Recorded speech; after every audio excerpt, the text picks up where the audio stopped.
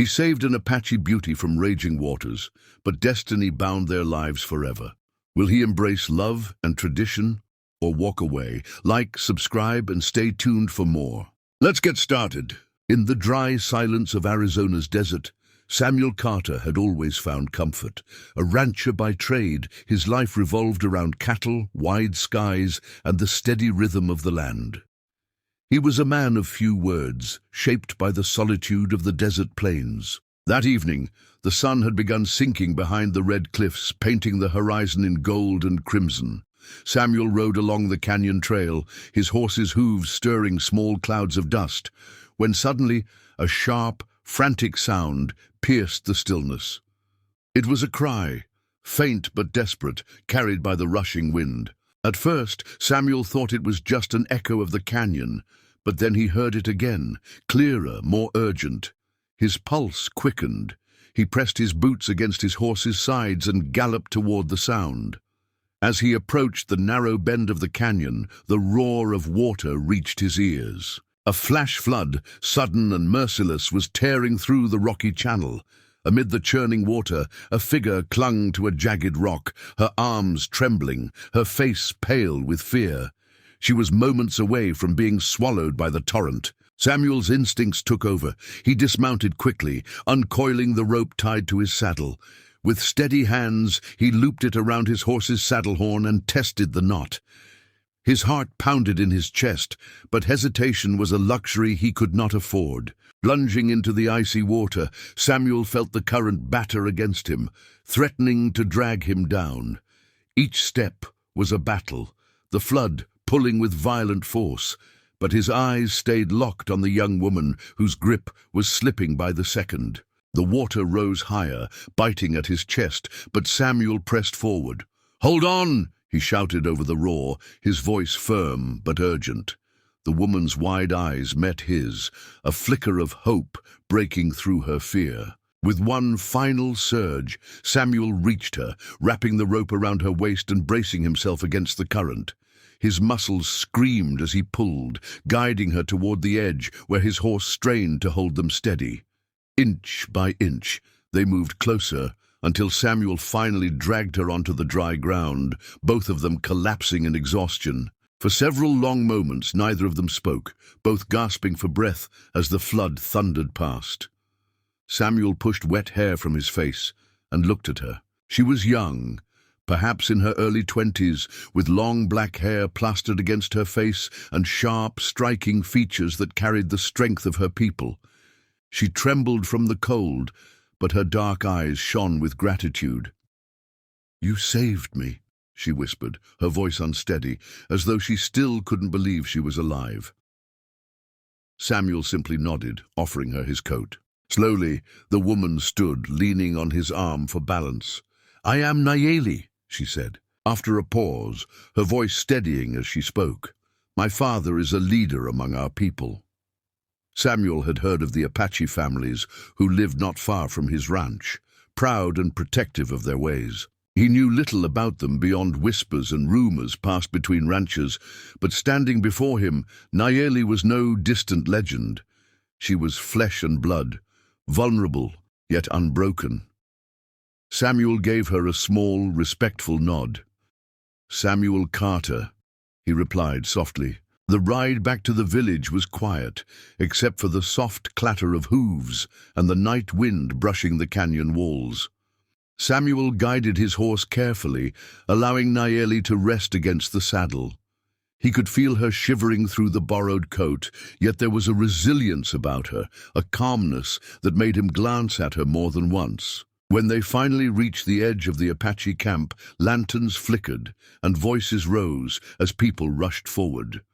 A chorus of relief swept through the group when they saw Nayeli alive, and Samuel stepped back, suddenly aware of the dozens of eyes on him. Elders surrounded her, speaking rapidly in Apache, their hands resting gently on her shoulders. She answered softly, her gaze drifting back to Samuel as if silently acknowledging his part in her survival.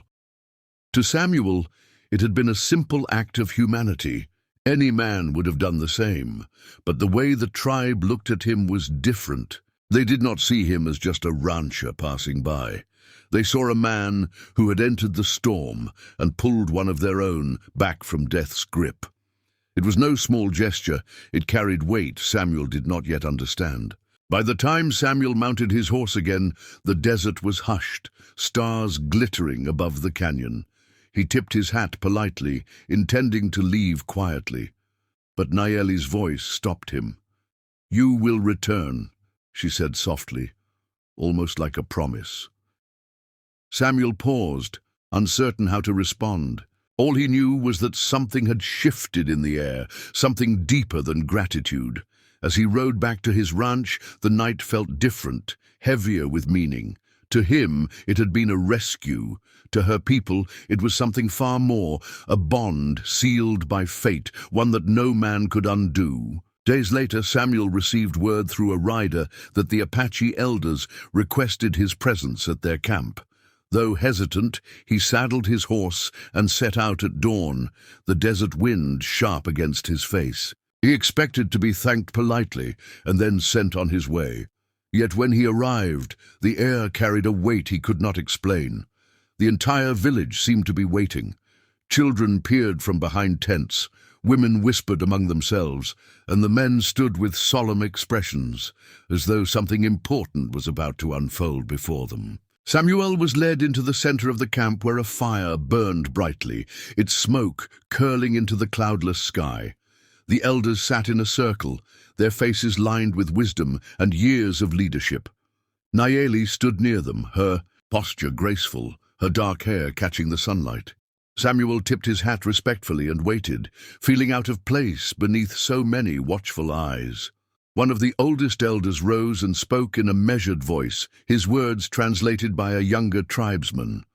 Samuel listened, his heart tightening as he realized this was no ordinary gathering. The elder explained that Samuel's act of bravery had not merely saved Nayeli's life, it had altered the balance of fate itself. In their tradition, when a man saved a woman from death, their spirits became tied together. Two lives now bound as one. Samuel blinked, struggling to take in the meaning. He had thought only of duty, of human decency when he leapt into the floodwaters, but here it was more than kindness. It was destiny. "By our ways," the elder declared. "Nayeli belongs to you now, and you belong to her." Samuel's mouth went dry. He had come expecting gratitude, not a bond of life and marriage.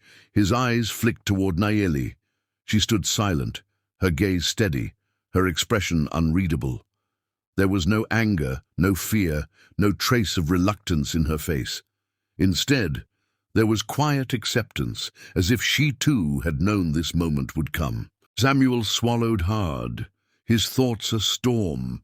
He respected her people deeply, but he had not imagined himself part of their traditions, nor had he dreamed of taking a wife under such circumstances. Silence settled over the camp, broken only by the crackle of the fire. Samuel shifted uncomfortably, aware that every eye was fixed on him. His heart wrestled with doubt.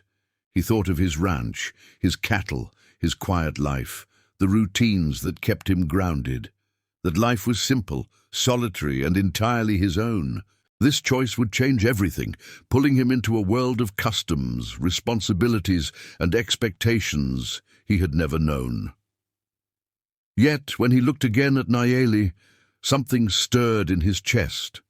There was strength in her presence, a dignity that drew him in despite himself. Nayeli finally spoke, her voice low but clear. "You risked your life for me," she said. "You could have turned away, but you did not. In my people's eyes, that means we are joined. I do not resist this. Do you?" Her words pierced through Samuel's uncertainty. She was not begging, nor demanding, only presenting the truth of their bond. Samuel studied her face, seeing not just the beauty of her features, but the fire of her spirit.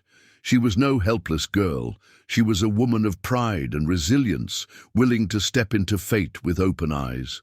The elders waited patiently as though time itself bowed to the weight of his decision. Samuel felt the desert air grow heavier, pressing down on his chest. He had always believed his path was simple: work the ranch, tend the land, live alone until life itself grew quiet. But here was a chance for something else, something larger than himself. To walk away would be easy, to return to solitude safer. But to stay, to accept her, her people, their ways, it meant stepping into an unknown destiny. And for the first time, Samuel wondered if perhaps that was exactly what his heart needed. At last, Samuel straightened his shoulders and removed his hat, his voice steady, though his heart pounded. "I came here to show respect," he said, "not to claim a future I did not expect. But if your ways bind us, and if Nayeli accepts this bond, then I will not turn away." A ripple passed through the camp, murmurs of approval and nods of agreement. Nayeli's lips curved into the faintest smile, her eyes meeting his with quiet certainty. In that moment, Samuel felt the weight of the desert shift, not as a burden, but as a promise of something greater than himself.